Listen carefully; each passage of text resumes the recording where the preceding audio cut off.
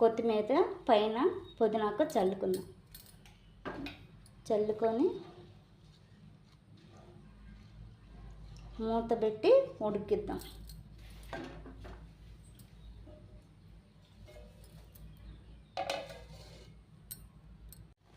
Rice అయితే దగ్గర పడిపోయింది.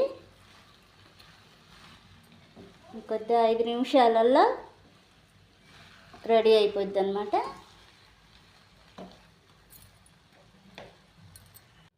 రైస్ అయితే రెడీ అయిపోయింది. కొబ్బరి పాల రైస్ చక్కగా పొడిపుల్లాడుతుంది చూసారుగా. దీంట్లోకి అయితే నేను గుడ్డు పులుసు చేయబోతున్నాను.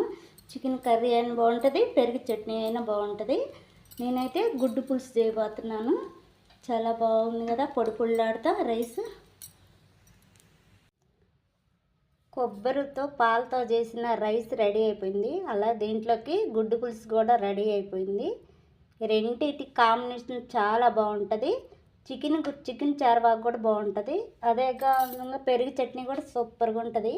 పాలతో చేసిన రైస్ చాలా పొడిపొల్లాడుతుంది.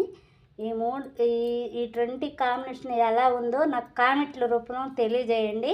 నచ్చితే ఒకసారి ట్రై చేయండి. నాకు సపోర్ట్ చేయండి, లైక్ కొట్టండి. బాయ్.